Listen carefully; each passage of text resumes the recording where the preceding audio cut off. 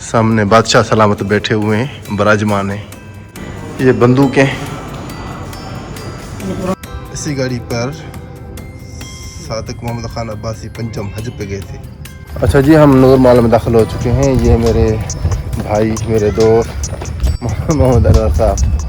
चलो ये आप मंदिर देख लें अभी। ये महल 1872 में तामीर हुआ और इसकी बुनियाद नवाब सादिक मोहम्मद खान चारम ने रखी। कहा जाता है कि नवाब साहब ने ये महल अपनी बेगम के लिए बनवाया था, मगर वो यहाँ एक रात से ज़्यादा क़याम न रह सकीं, क्योंकि कहा जाता है कि महल के करीब एक कब्र थी जिससे वो खौफजदा हो गईं। नूर महल का फ़न तामीर मुग़ल और अतालवी तर्ज का हसीन इम्तियाज़ है। इस महल में कभी नवाबों की शाहाना महफिलें और दरबारी तकरीबात सजी थी। अब हम दाखिल हो रहे हैं नूर महल के अंदरूनी हिस्से में। ये वो जगह है जहाँ कभी बावलपुर के नवाब अपनी शान और शौकत के साथ क़याम फरमाया करते थे। जैसे ही आप अंदर कदम रखते हैं, एक अलग ही दुनिया का एहसास होता है। बुलंद वाला छतें, सुनहरी झाड़, फानूस और दीवारों पर नवाबी दौर की तस्वीरें आज भी उस शान और शौकत की गवाही देती हैं। मतलब ये ऑडिटोरियम छोटा सा सामने LCD है।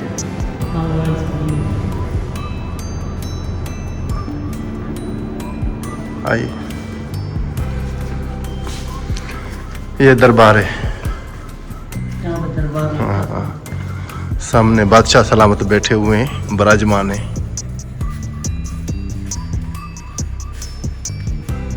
चलो करीब चलते हैं।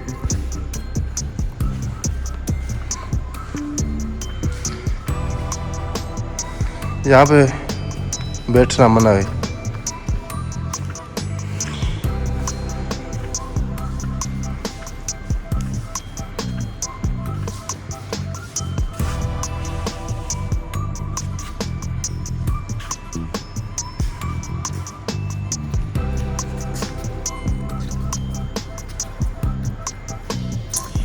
इसकी छत का ये देखें कितना खूबसूरत मंजर है।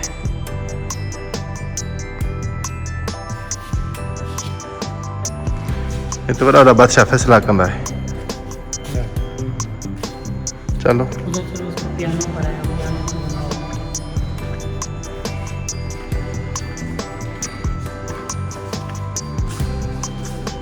हम यहाँ से आए ना। अच्छा, लैंड बराबर जलालुद्दीन।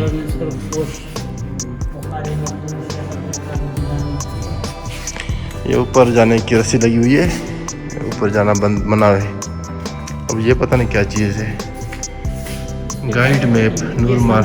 हाँ ठीक है।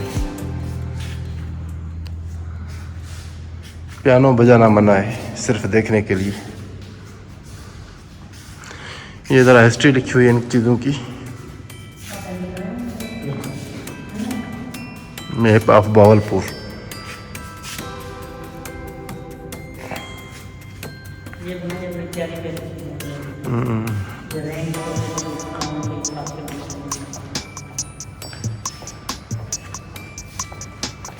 चलो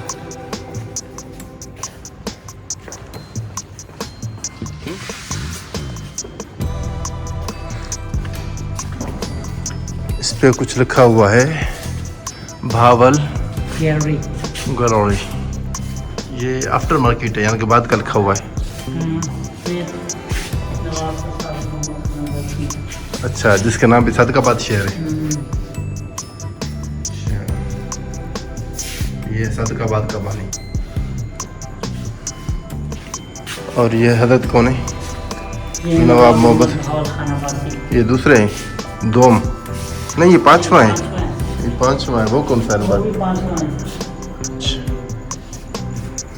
अच्छा, उसने 5वीं बार संभाली थी सदर कुर्सी, इसने भी 5वीं बार संभाली थी। तो ये 1899 और उसका दौर क्या है? 1907। अच्छा, ये 1907 में खत्म हुआ था, इसका शुरू हुआ था।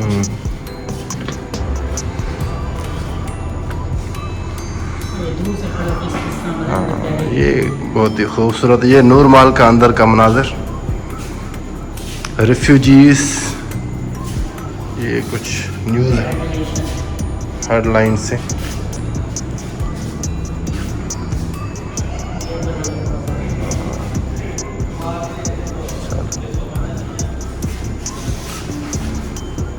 ये बड़ा ही खूबसूरत मेरा भी शक्ल में ये बाबे फरीद लिखा हुआ है ऊपर। अच्छा, ये बाबे फरीद का नक्शा है।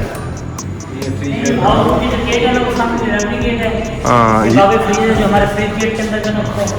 ये अहमदपुरी गेट है। अहमदपुरी गेट है। अच्छा, ये आर्मी, ये बंदूकें,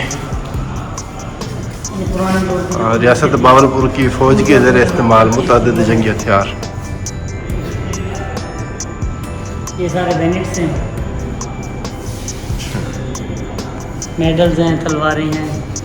चलिए आगे शादी गली आ रही है। शादी गली, इसका एक फाइनल लुक हम यहाँ से ले लेते हैं। यहाँ से फाइनल लुक ले रहे हैं। चलो चलिए। चलो ये सादिक गैलरी, ये बड़े बड़े हार सिंगार लगे हुए हैं। ये सामने आपको मैं नज़र आ रहा हूँ।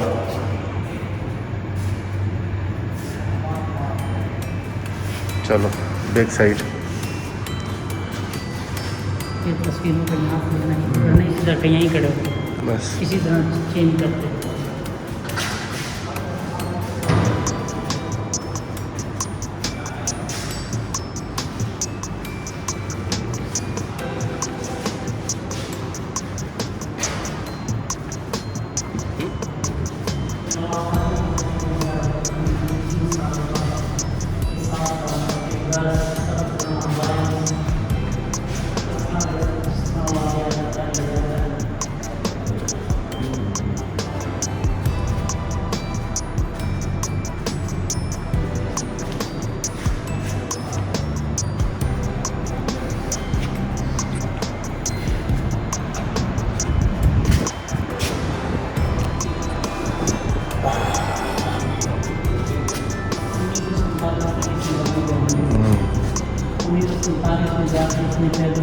अड़तालीस में वर्दी उतारी है।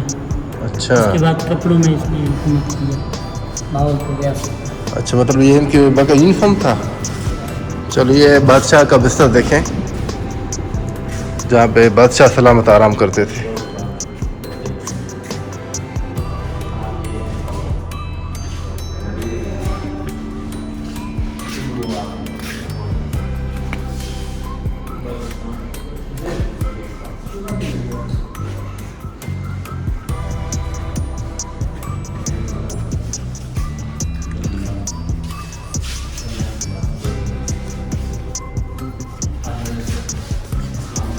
हम नॉर्मल घूम ही रहे थे कि अचानक हमारी नज़र अपने रिश्तेदारों में पड़ी। उनके साथ मिले जो तबलीगी जमात के साथ यहाँ बावलपुर आए हुए थे। तो इत्तेफाक से वो भी नॉर्मल घूमने आए और हम भी।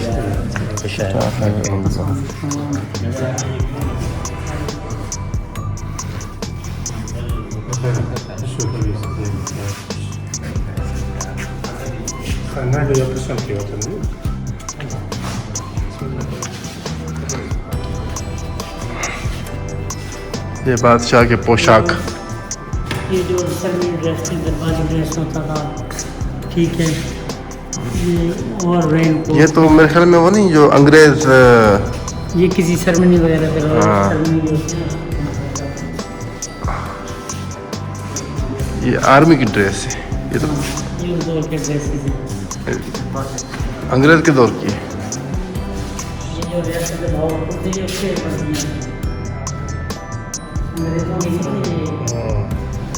ये सारी चीज़ें हुआ था, जिसे संभाला था, ये सारे स्टाम हर चीज़ पड़ी है।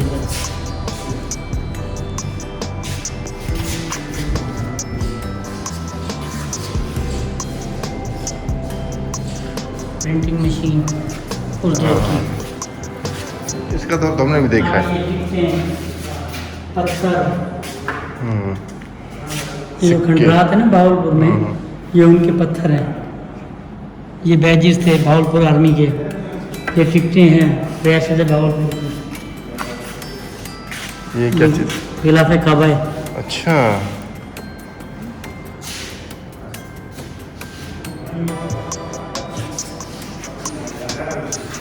और भी आप अगला हिस्सा दिखाते हैं इसका। चलो अब हम किला ड्राइवर, किला मौजगढ़, ये आगे अंदर आए, मैं आपको सारा दिखाता हूँ।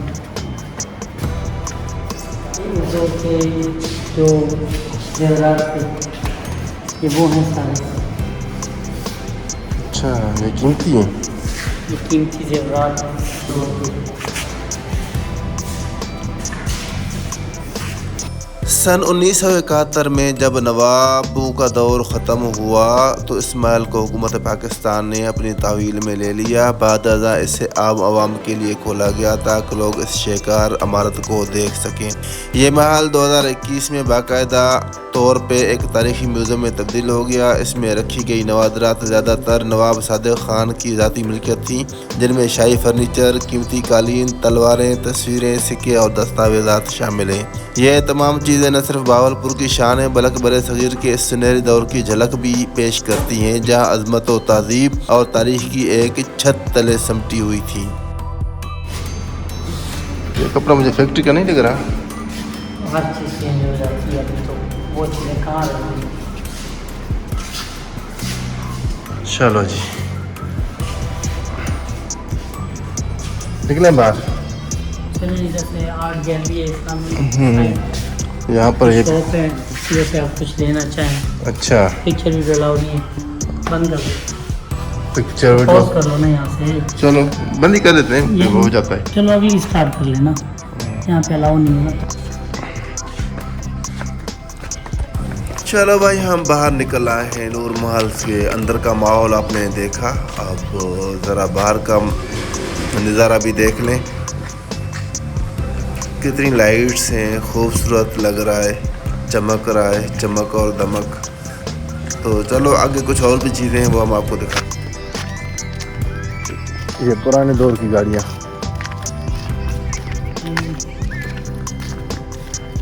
इन्होंने मेरा ख्याल है कोई इंजन चलाई थी, पता नहीं किस तरीके से कोई तजुर्बा किया था। वो तो उस पे चलाई थी ना, कोयलों पे।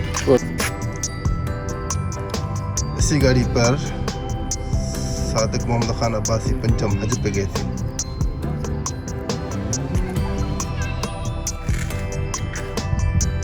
वो ये गाड़ी है।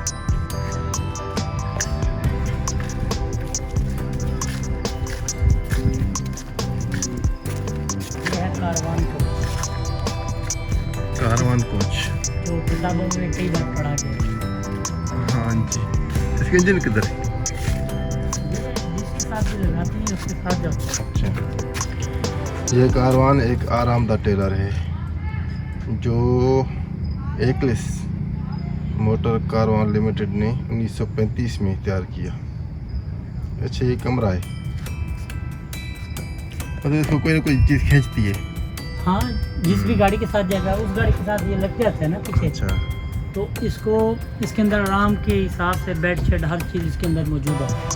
कोई और चीज़ की आपको ज़रूरत नहीं हो, कहीं भी आपने जाना है इसी के अंदर रेस्ट करो, इसी के अंदर जो भी करना है आप करो। स्टडी टेबल से हर चीज़ इसके अंदर, मतलब जो भी करना है करो। हाँ। पुरानी है, कभी खोलते नहीं रॉयल बग्गी, ये बग्गी है। हाँ, बग्गी जिसको घोड़े खींचते थे, बग्गी तो उसको कहते हैं आमतौर पे। ये 2 घोड़ों वाली थी। अच्छा, इस पे बादशाह बैठ के सफ़र करते थे। एक बार आप फिर ये मंजर देखें, जगमगाती रोशनियों में नहाया हुआ ये खूबसूरत महल अपनी पूरी रौनक के साथ नजर आ रहा है। शाम ढलते ही यहाँ का हर गोशा रोशनियों से चमक उठता है। दुकानों के शोकेस, खाने पीने के स्टॉल, खरीदारों की चेल पेल, सब कुछ यहाँ दिलकश मंजर पेश करता है। और ज़रा इधर देखिए, सामने ये खूबसूरत मॉडल जो पानी में तैरता हुआ नज़र आ रहा है, ये दरअसल एक मसनूई बहरी जहाज़ या शाही कश्ती का नमूना है जो इस वक्त के शाही तफरी और सफ़र की अलामत के तौर पर रखा गया है। नूर महल के अजायब घर का ये हिस्सा हमें इस ओहद की इंजीनियरिंग, शौक और शाहाना ज़िंदगी की झलक दिखाता है। ये शाही कश्ती देखने के बाद मैं आपको बता दूं कि नूर महल के बाहर वसी व अरीज सब्ज़दार अपनी दिलकशी में किसी शाही बाग से कम नहीं। नरम सब्ज घास पर बच्चों के मुस्कुराहटें, हवा में झूलते दरख्त और रंग बिरंगी रोशनियों में नहाया ये गोशा एक दिलावेज मंजर पेश करता है। यहाँ एक पुरमसरत तकरीब बरपा है, आले महफिल तरबे में मसरूफ़ हैं। कहकहों की हल्की हल्की बाज़गश्त फ़िज़ा को ज़िंदगी बख्श रही है। ताहम एहतराम खुलवत की पेश नज़र हमारा कैमरा उस समत नहीं जाएगा, मगर इतना ज़रूर कहा जा सकता है कि नूर महल का ये गोशा बावलपुर के समाजी और सकाफती ज़िंदगी का हसीन मज़हर है, जहाँ तारीख़ की खामोश दीवारें आज भी ज़िंदगी की रौनक से हम आहंग दिखाई देती हैं। हाँ, ये इवेंट्स के लिए होता है, अलाउ होता है। वो सामने रेस्टोरेंट है, ये पीछे बड़ा मार्केट है, अभी बनाया है नूर महल मार्केट। हाँ, पहले मैं नूर महल आ चुका हूँ, लेकिन वो दिन का टाइम था। रात के टाइम पे ये मेरा पहला तजुर्बा था। अब नूर महल के बंद होने का टाइम हुआ चाहता है, हम भी वापस जा रहे हैं। बाय बाय नूर महल। लाइटें ऑफ हो गई, पता नहीं कि हम टाइम से आ गए हैं। लाइटें बंद हो गई, शायद अब जाने का टाइम है। क्या टाइम हो रहा है अभी? 10 हो गए, 10:30 हो गए। 10:30 हो गए। नूर महल की लाइटें ऑफ हो चुकी हैं। अब हम वापसी की राह पकड़ रहे हैं। इन्हीं अल्फाज पे हम आज का व्लॉग यहीं ख़त्म कर रहे हैं। तो इंशाल्लाह ताला मिलते हैं आपके साथ नेक्स्ट व्लॉग में।